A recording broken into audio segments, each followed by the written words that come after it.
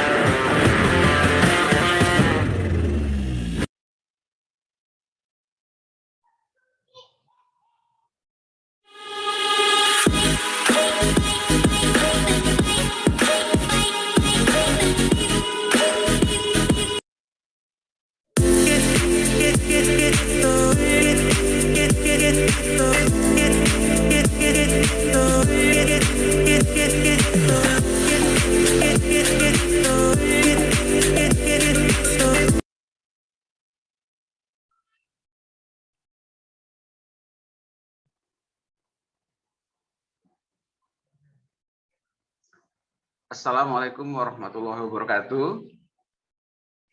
Waalaikumsalam warahmatullahi wabarakatuh. Apakah suara saya bisa didengar semua? Terima kasih kepada Sobat GovJoy yang meluangkan waktu untuk hadir dan berpartisipasi dalam acara webinar GovJoy Iron Card edisi keempat hari ini. Tema kita hari ini adalah memperingati Hari Sumpah Pemuda. Kita tahu besok tanggal 28 Oktober kita biasa memperingati Hari Sumpah Pemuda. Jadi kali ini kita akan mengangkat tema meneropong bagaimana, sejauh mana pembinaan junior atau golfer muda Indonesia ini mampu berkiprah di kancah internasional. Oke. Telah hadir di webinar ini para narasumber kita, Bapak Joyada Sialagan. Selamat sore, Bapak Joyada. Selamat sore. Salam sehat. Salam sehat Salam selalu. sehat. Di mana nih Bapak Joy? Ini jangan candi. Ini kita baru hall 15, Gunung Gelis. Woi. Jadi Mas, belum terima kasih Pak selesai. Joy. Berhenti dengan hujan. Oh iya. Hujan, Mas Hasim. Baik, Joyda. Terima kasih Joyda. Oke, berikutnya adalah tadinya kami mengundang Bapak Yudi Mahriadi selaku Direktur Gopjoy dan founder Gopjoy. Sepertinya beliau tidak bisa hadir karena suatu hal. Berikutnya saja kita lanjutkan dengan narasumber Gopjoy lainnya adalah Mbak Aisyah Putri Amani. Beliau adalah golfer putri profesional Indonesia, sekaligus juga pelatih junior dengan pendekatan khas dengan psikologi. Pak Putri, apa bisa monitor? Halo, selamat sore. Oke, Pak Putri. Halo, Terima saya kasih. Terima kasih Pak Putri telah hadir berpartisipasi di webinar ini. Ya. Oke, berikutnya narasumber lain adalah golfer Indonesia, amatir kita. golfer muda Indonesia kancah internasional, nggak tahu. Berikutnya adalah dari golf putri kita yang berprestasi dari Bali, Melati, panggilnya Mela. Halo, Jadi saya monitor, semua. Mela, hai. Halo. Hai. Ya. Tunggu bentar Selamat ya. bergabung. Oke, Mbak Mela, terima kasih. Oke, untuk mempersingkat waktu, kita langsung saja ya kepada sesi tanya jawab dengan Bapak Joyada Sialagan. Bapak Joyada, Ya.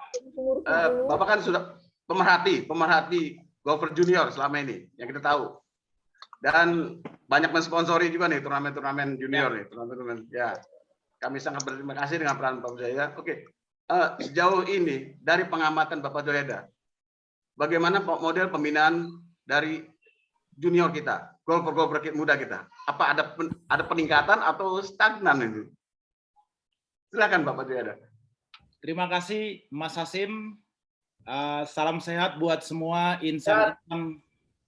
Salam sehat buat semua insan golf di seluruh Indonesia.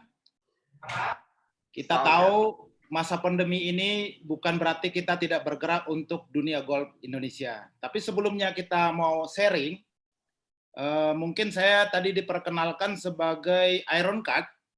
Jadi perlu kita ketahui dulu, Iron Cut dan Gopjoy memang kita berkomitmen untuk mencari alternatif bagaimana untuk membuat golf Indonesia lebih baik ya. Kita dari webinar pertama dan keempat ya, Iron Cut ini sebagai komunitas golf dan insan golf yang berkomitmen untuk berkontribusi buat dunia golf Indonesia. Mohon maaf nanti ini kita bukan melakukan apa namanya ya, semacam kampanye, bukan. Ini kita hanya mengkampanyekan bagaimana dunia golf ini lebih baik dengan melakukan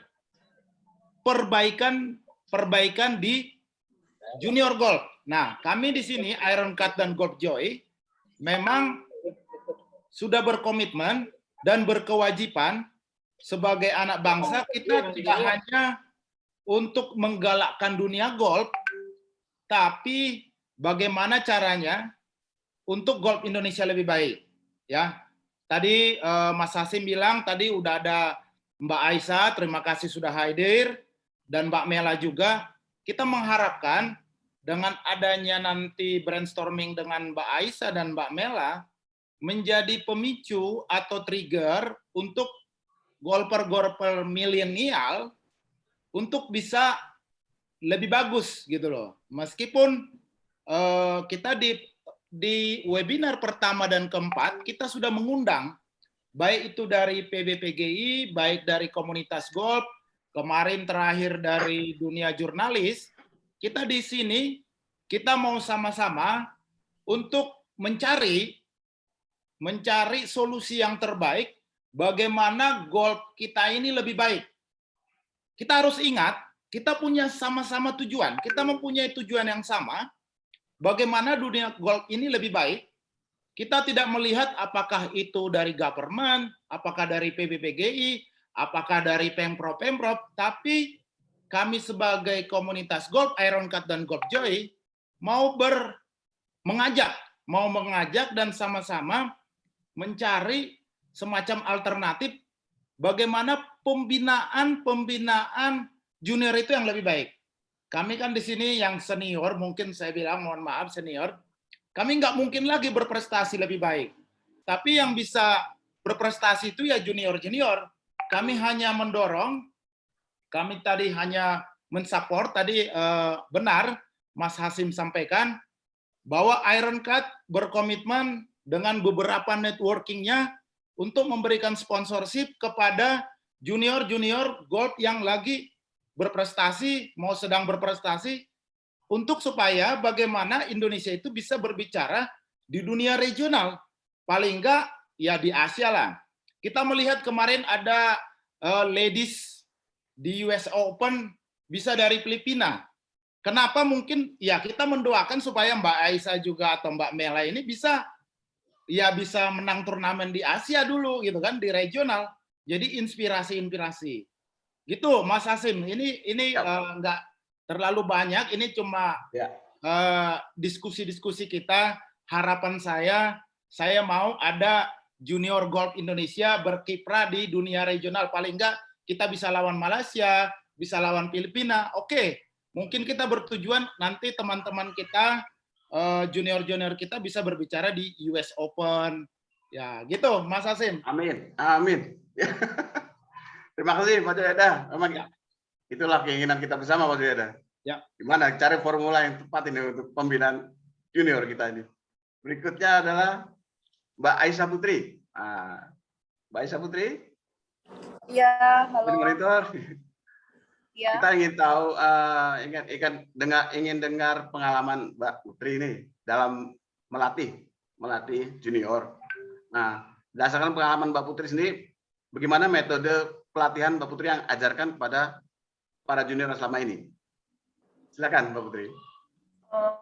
Sebelumnya terima kasih buat GoFjo yang sudah mengundang saya untuk ikut acara ini. Pertama, maksudnya untuk pelatihan anak kecil, sebenarnya saya baru aja sih di tahun ini. Jadi untuk expertnya ada yang lebih expert daripada saya sebenarnya. Nah, cuman kalau saya lebih melatihnya anak di umur 10 tahun ke bawah banyaknya. Nah, sebenarnya sih kalau metodenya mungkin berbeda-beda ya setiap umur gitu.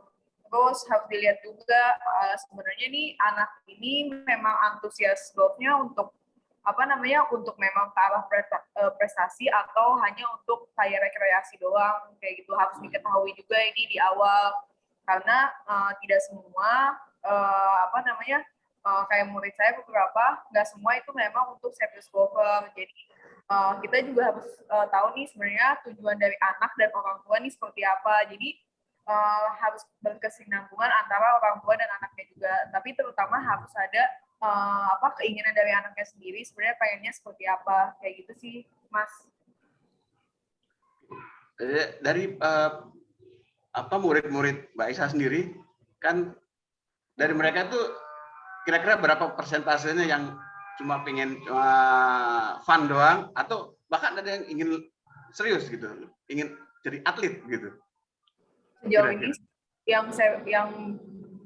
karena kan kita bisa bilang kalau golf ini ramai setelah pandemik. Nah, mungkin junior sempat drop juga nih, maksudnya dalam artian sempat sedikit jumlahnya. Terus semenjak pandemik makin lagi junior yang mau main. Nah, kalau yang latihan sama saya sendiri, yang mau serius ada orang, misalnya lebih ke arah rekreasi. Maksudnya rekreasi dalam artian untuk mengisi kegiatan mereka seperti itu. Tapi ada beberapa orang yang berpotensi, tapi keinginan mereka sebenarnya bukan untuk kayak jadi belum sampai serius atlet gitu. Jadi kalau untuk saat ini sih saya melihatnya gimana caranya banyakin aja dulu anak-anak yang mau main gitu. Maksudnya kayak di negara luar kan sebenarnya banyak jumlahnya kan banyak sekali yang mau main ya. Nah, sekarang sih perbanyak aja sih sebenarnya anak-anak yang mau main. Nah, nanti dilihat dari situ kan sekarang udah banyak ya, misalnya ada IJG, PCGC gitu kan, maksudnya ranah-ranah yang emang udah fokus di bagian junior gitu. Nah, dari situ kan kelihatan berapa banyak yang anak pengen untuk serius main kayak gitu. Terus ya mungkin bisa approach ke kayak ke sekolah-sekolah atau apa kayak gitu. Yang penting sih menurut saya perbanyak aja sebenarnya junior yang main gitu. Nah dari situ baru ketahuan hal apa yang bakalan dilakuin next step-nya kayak gitu sih kalau menurut saya. Kalau dari Mbak Putri sendiri kan latar belakang nih pendidikan psikologi ya, psikologi. Lalu apakah ada teknik tersendiri gitu dari Mbak Putri untuk bisa memotivasi pemain itu bisa supaya dia bisa bersungguh-sungguh bahkan bisa jadi atlet gitu?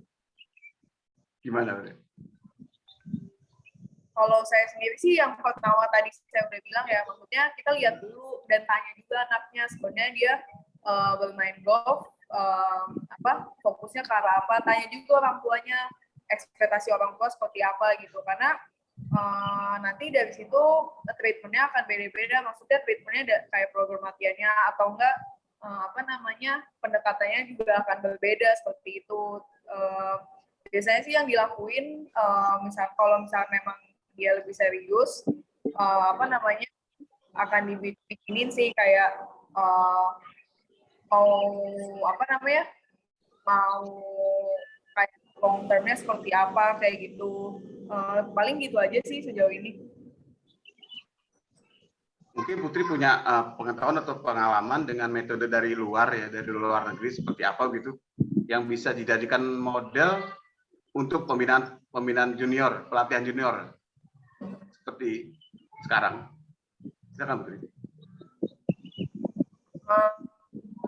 Saya belajar dari pelatih saya sih, waktu itu pelatih saya dari Australia bilang kalau buat anak-anak itu harus jadi atlet dulu baru jadi golfer. Jadi kayak ada salah satu teman juga, jadi dia dulunya aktif di olahraga yang lain gitu selain golf. Nah, sebenarnya jadi seorang junior itu sebenarnya jangan cuma disuruh main golf doang, tapi kalau bisa olahraga yang lain juga gitu. Karena kenapa? Ya, jadi buat ngelatihnya mereka juga. Jadi jangan cuma training golf doang, tapi kalau di kalau bisa aktivitinya banyak, nggak cuma golf doang, kayak bisa main bola atau enggak baseball atau apa. Jadi memang kalau di luar negeri kan anak-anak kegiatannya banyak, nggak cuma kayak golf doang. Yang saya pelajari sih itu sih, terus udah gitu metode-metodenya banyak, kayak trainingnya banyak, kayak main game tapi yang emang bisa fokus juga buat anak-anaknya juga gitu. Jadi nggak ngebuat anak-anak ini juga pada bosan gitu sih yang saya dapat dari pengalaman saya. Oke, terima kasih Mbak Putri atas pencerahannya. Menarik ini dengan pendekatan seperti ini. Menjadi atlet dulu baru jadi golfer. Oke, berikutnya adalah kita akan ke Mbak Mela. Tapi sebelumnya kita akan saksikan pesan-pesan berikut ini. Terima kasih.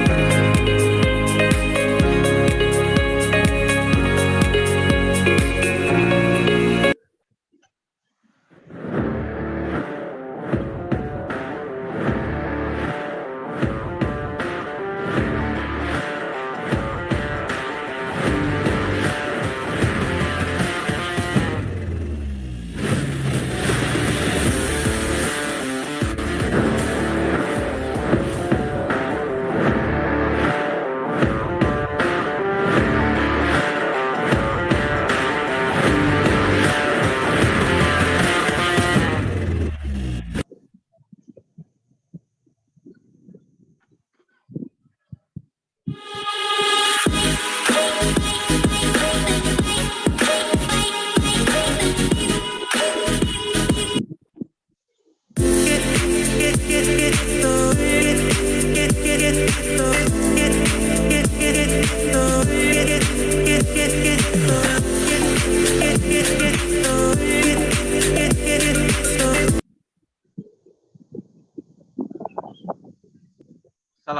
warahmatullahi wabarakatuh.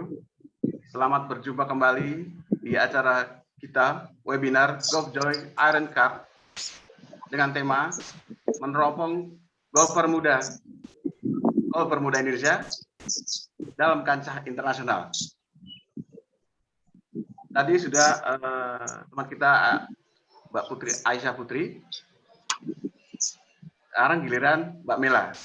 Mbak Mela ini kita kenal golf putri dari Bali, PG Bali, dan cukup berprestasi.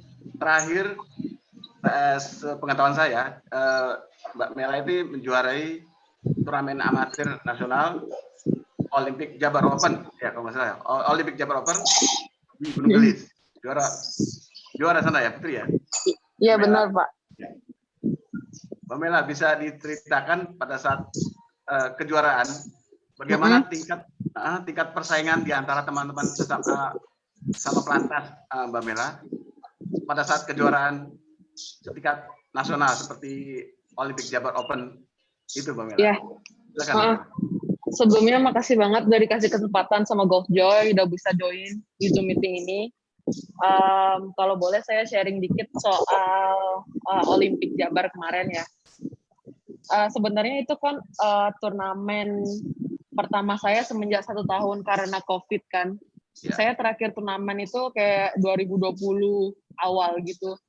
Jadi emang persiapannya bisa sama, tapi saat memasuki pertandingan tentunya sangat berbeda karena kita karena saya udah lama nggak main gitu. Jadi pressure-nya pun berbeda. Juga orang-orangnya saya bertemu juga orang yang baru. Kayak junior baru sekarang udah mulai ikut amatir dan emang mereka bagus-bagus juga gitu. Jadi pertimbangan saya waktu masuk turnamen itu hanya gimana caranya main dengan permainan saya diri sendiri saya pada waktu itu. Mungkin angka pasti akan menjadi lebih tinggi dari seperti biasanya. Maksudnya average-nya. Karena kan itu sudah diantisipasi, tapi gimana caranya memperkecil angka yang tinggi gitu. Itu aja sih sebenarnya mindset saya waktu turnamen.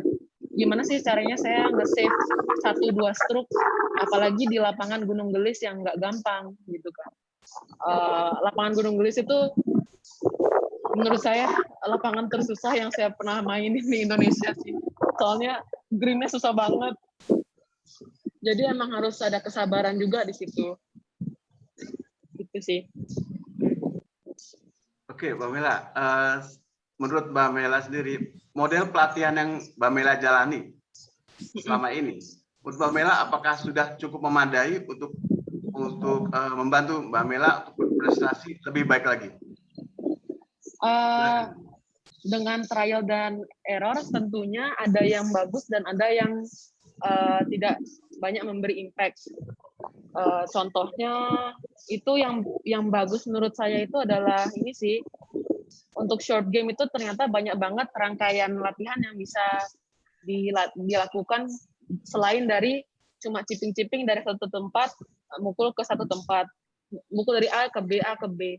Itu banyak cara yang lebih efisien. Contohnya kita nge-set target, kita mau buat up and down 7 dari 10 bola, contohnya kayak gitu sih. Lebih bermain dengan kalkulasi seperti angka daripada kuantitasnya. Daripada saya mukul 100 bola nge-chip, mending saya mukul 10 bola tapi 10 bola itu benar-benar saya pikirkan gitu. Benar-benar saya resapi. Lebih kayak gitu sih modelnya. Kalau bisa memberi masukan, Mbak Mela, seperti apakah model pelatihan atau pembinaan yang mungkin bisa membuat atlet Indonesia bisa lebih baik lagi, begitu? Tentunya kalau latihan pun kita harus ada kompetisi ya. Punya teman main atau teman latihan itu penting banget menurut saya. Untuk ya maksudnya main game-game kecil lah di lapangan. Misalnya mau yuk deket-deketan yuk ngechip siapa deketan nih. Kalau yang kalah push up gitu. Lebih kayak gitu-gitu sih, karena awal-awalnya memang kayak aneh aja gitu. Kenapa sih harus kayak ada pertandingan kecil-kecilan kayak gitu, tapi lama-kelamaan hati kita atau mindset kita akan terbentuk untuk, oh ternyata aku harus menang, ternyata aku harus mukul deket nih untuk memenangkan satu pertandingan, misalnya kayak gitu. Jadi teman main sih penting. Ya, sementara ini kan turnamen juga belum banyak ya. Benar. Jadi mungkin pemecahannya seperti itu ya. Iya. Turnamen skala kecil gitu. Iya, harus tetap kompetitif sih. Dan itu emang saya pun mengalami masalah karena kompetitif itu kita nggak bisa cari rasa main turnamen di tempat latihan. Itu sih yang saya mesti cari-cari sampai sekarang. Dan emang itu belum ketemu. Saya nggak bisa mendapatkan pressure yang sama di pertandingan, di latihan gitu. Oke, terima kasih Mbak Mela. Terima kasih banyak atas masukannya. Ini saya lihat sini ada Bapak Andri Armansyah ini dari PCGC, Parents Children Golf Club. Bapak Andri, bisa dimonitor? Ini menarik ini. Mungkin bisa memberi masukan. Bapak Andri? Baik.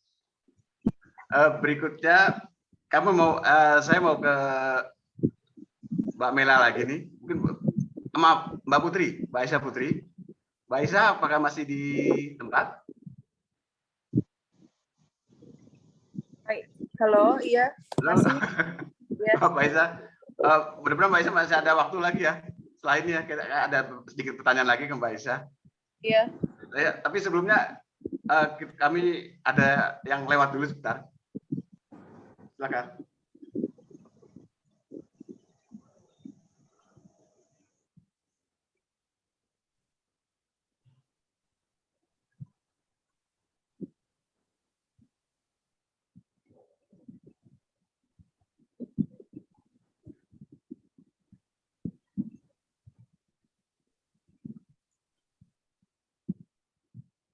Pak Hasim, dilanjut dulu saja. Oh, dilanjut saja. Oh ya, baiklah. Oke. Mbak Aisyah.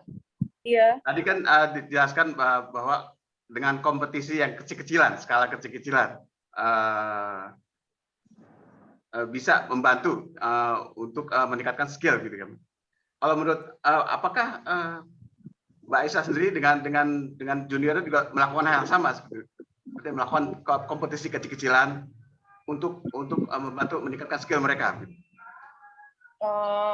Ya kalau misalnya mereka lagi latihan kan sebenarnya pas latihan kita juga bisa bikin program seperti mini competition gitu kan, misalkan putting competition, short game competition dan lain-lainnya gitu. Ya sebenarnya dari situ juga sebenarnya bisa ningkatin juga buat mereka, tapi menurut saya kalau memang mau pembinaan yang lebih besar lagi ya seharusnya lebih banyak lagi kompetisi buat buat anak-anak ya. Terus udah gitu lebih rutin juga, karena percuma kalau misalnya cuma latihan tapi nggak ada kompetisi gitu kan sebenarnya kayak gitu. Jadi ya kalau memang itu memang harus berbanyak kompetisi aja sih sebenarnya. Maksudnya kompetisi dalam hal besar, tapi bisa juga kalau misalkan emang ada kompetisi yang kayak mini game kayak part 3 doang atau apa gitu. Jadi variatif kompetisi sih kalau bisa memang yang dilakukan kayak gitu. Kalau kompetisi ini idealnya menurut Mbak Aisyah ini kira-kira berapa kali ya frekuensinya ya untuk para junior gitu ya? Kalau zaman saya sih dulu sebulan sempat kayak ada sebulan 2 kali ya. Kalau pas zaman saya waktu main, terus udah gitu kompetisinya juga waktu itu kayak saya harus bawa backlog-nya sendiri gitu. Jadi di situ kan sebenarnya mendidik untuk kemandirian anak-anaknya juga gitu. Jadi sebenarnya kan golf ini kan banyak ngajarin banyak hal ya. Maksudnya dari kita kecil kayak misalnya kita bawa bag sendiri, ngelakuin semua sendiri, itu kan sebenarnya nge-build karakter anaknya sendiri juga kayak gitu sih sebenarnya. Jadi kalau bisa ada ya lebih sering banyak turnamen ya lebih baik gitu. Maksudnya program ada, tapi kalau nggak ada kompetisi juga ya untuk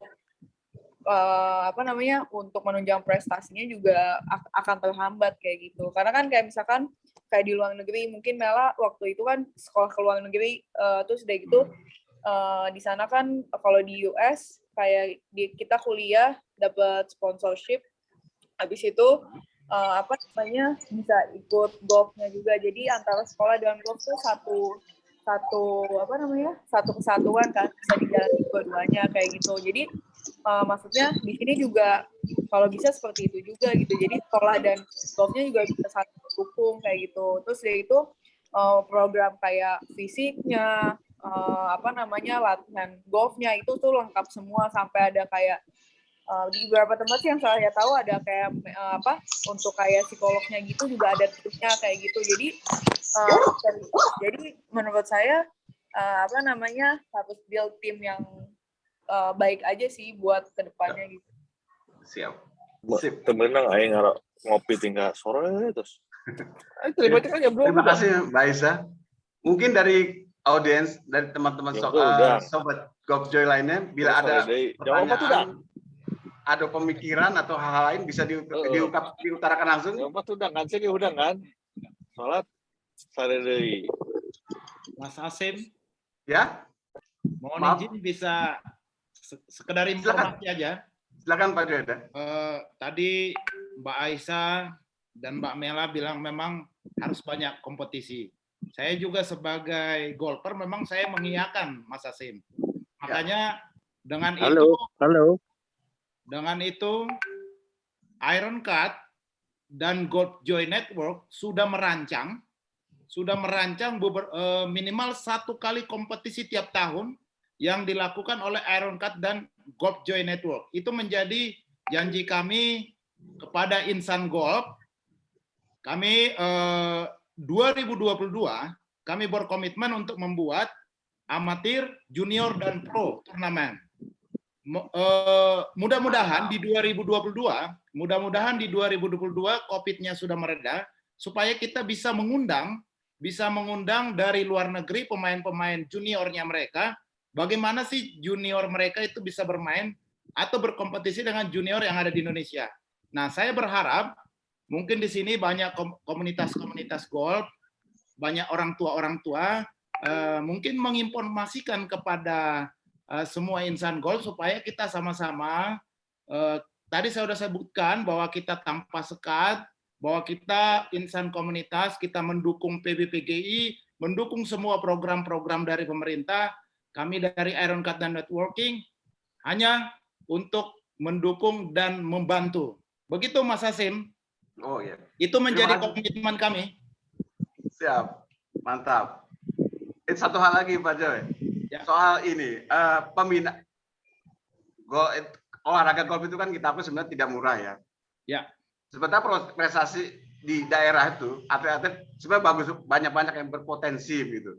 Nah kita butuh kayaknya ada semacam orang tua asuh atau siapa yang bisa ya mencari langsung membidik itu atlet dan kita sponsori itu atlet untuk bisa berprestasi lebih lanjut. Gimana tuh konsep untuk orang tua angkat seperti itu, Pak Joy? Ya, benar Mas Hasim. Tadi saya sudah sebutkan bahwa Iron Cut Network dan Golf Joy, baik itu dari BUMN, kita sudah berkoordinasi. BUMN ini kan membawa negara, ya, diolah negara. Ini juga golf mengatasnamakan nama Indonesia. Ya, jadi kemarin kita sudah berkoordinasi dengan beberapa BUMN. Kalau misalkan ada atlet yang berprestasi, misalkan BNI, BNI akan mengasuh 5 atlet golf menjadi anak angkat daripada BNI. Kita sudah berkoordinasi seperti itu dan mereka mengiyakan. Cuma sekarang masalahnya adalah kita masa pandemi ini masih sulit untuk melaksanakan itu. Tapi don't worry Mas Hasim, itu menjadi komitmen kami dan lanjutkan lagi ke BUMN yang sudah berjanji akan menjadi anak asuh gitu loh. Ya, Mas Hasim. Ya, terima kasih. Oke, kita ada Pak Hasanuddin. Sepertinya ada yang mau ingin disampaikan, Pak Hasanuddin. Silakan Pak Hasanuddin. Terima kasih Pak Hasim, Pak Yayoda. Dengar suara saya, Pak? Saya dengar jelas. Oke. Terima kasih, Pak. Saya hanya ingin menambahkan bahwa yang paling diperlukan oleh atlet-atlet junior golf kita itu adalah support. Seperti yang tadi dikatakan oleh Pak Jayoda, itu ada misalkan ada BNI dan sebagainya. Kebetulan anak saya itu Raihan Abdul Latif, Pak. Ya. Oh, Nah, juara itu. Juara kemarin Jatim. Iya, Jatim, kemudian di waktu di Ojau juga nomor 2 Ya. setelah si Naraji. Naraji ya. Nah ke nomor 3 si siapa namanya? Yang namanya berbau-bau Jepang itu. Kentaro. Kentaro. Nah, anak saya ini begitu bersemangat, Pak. Jadi satu minggu itu 1 minggu latihan terus. Latihannya. Nah, setiap hari itu minimum 4 jam dia latihan. Nah, kemudian latihan fisik sampai kita membuatkan tempat khusus untuk latihan fisik dia dengan mendatangkan pelatih dari UNJ, pelatih yang melatih Kevin Sanjaya, yaitu pebulu tangkis Indonesia, dan kita berikan tempat tinggal untuk keluarganya. Nah, di sebelah rumah itu kita bangunkan tempat untuk latihan fisik daripada Rehan ini. Nah, saya itu sudah berbicara kepada teman-teman yang memiliki anak, mari sama-sama melihat dan melaksanakan latihan fisik di tempat saya. Nah, di samping itu, saya melihat bahwa dukungan daripada orang tua ini di junior-junior ini itu mutlak, Pak. Ya. Mutlak. Karena berdasarkan pengalaman saya selama 6 tahun itu kita namanya orang tua itu selalu mendampingi. Selalu mendampingi anak-anak ini, sehingga anak itu karena mereka masih dalam masa pertumbuhan, mereka merasa percaya diri apabila didampingi oleh orang tua mereka.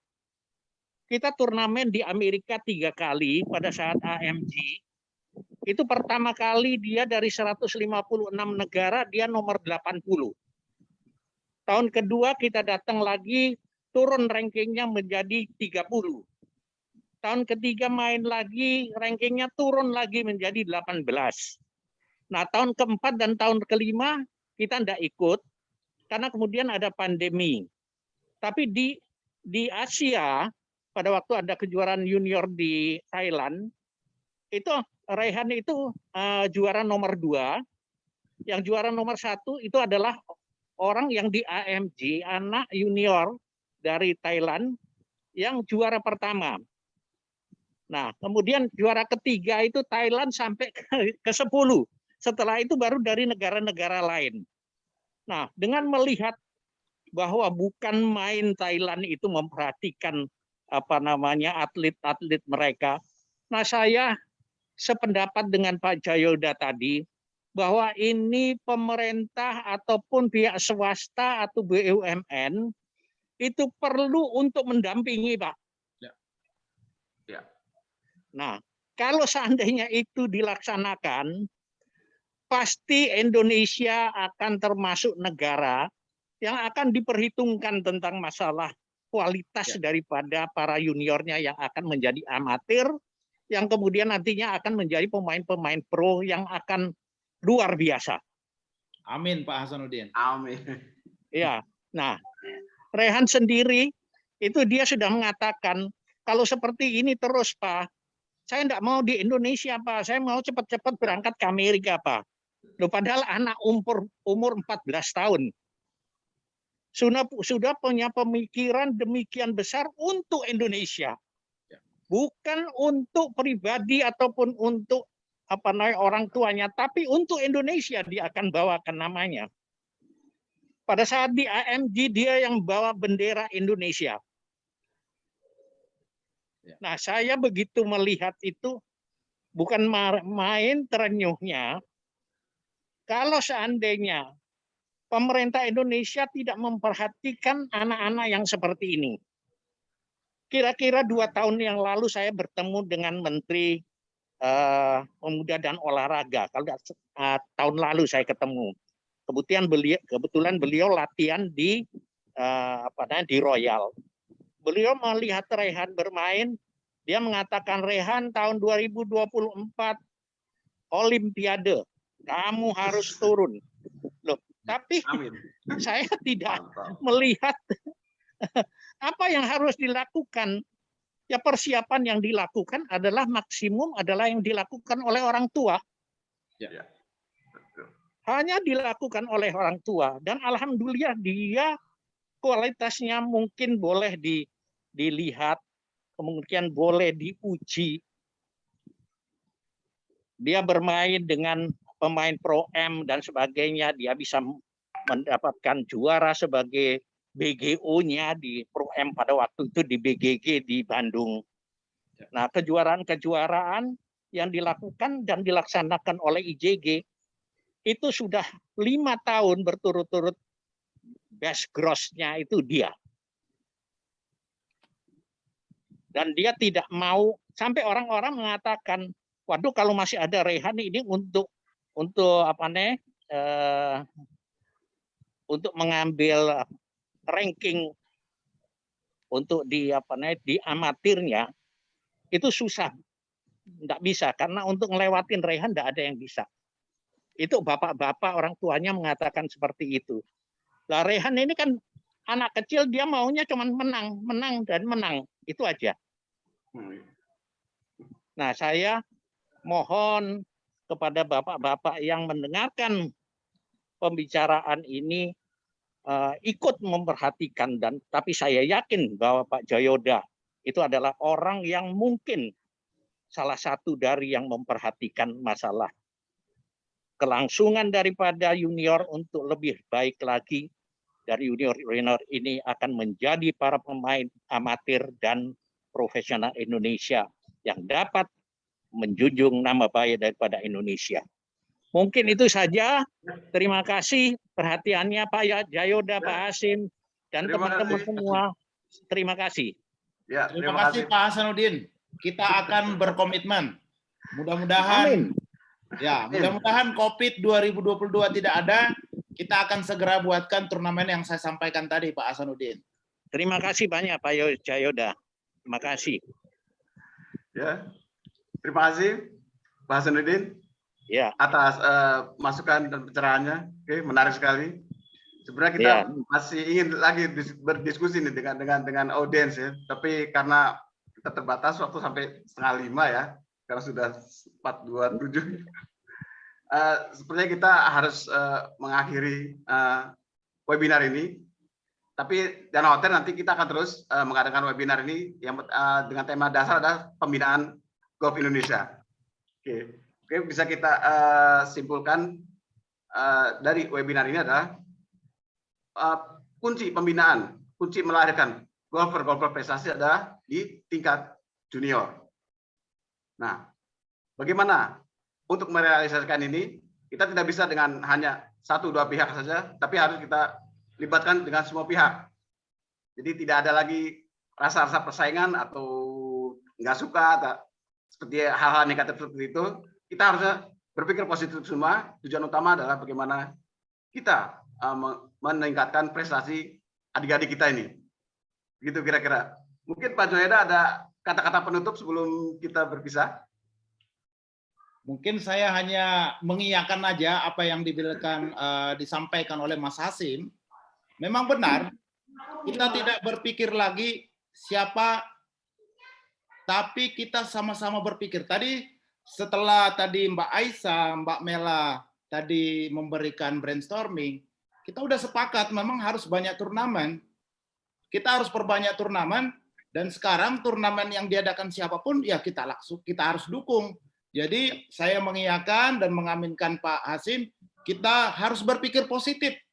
Berpikir positif siapapun itu, baik itu dari PBPGI, baik dari komunitas, baik dari BUMN maupun siapapun, kita sama-sama insan golf, komunitas golf, sama-sama nanti membawa nama Indonesia.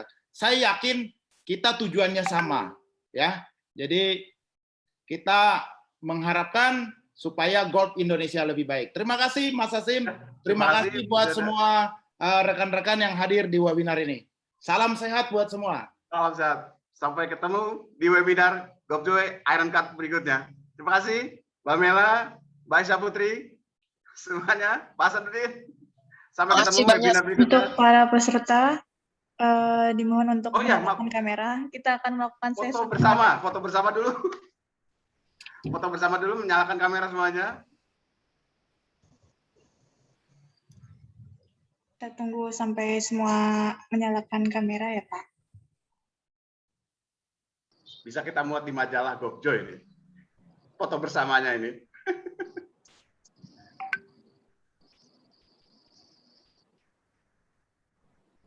Satu, dua, tiga. Bentar ya.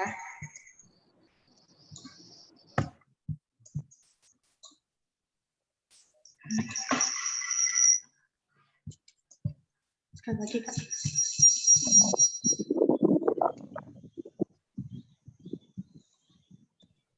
Udah? Sekali lagi. Ya. Kamera semua nyala? Supaya bisa dimuat di majalah GovJoy. Satu, dua, tiga.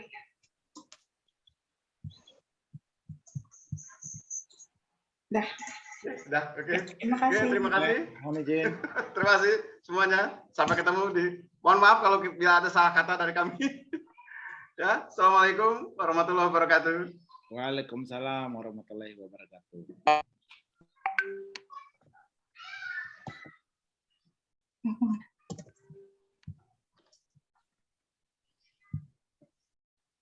Oh, foto saya gitu dong.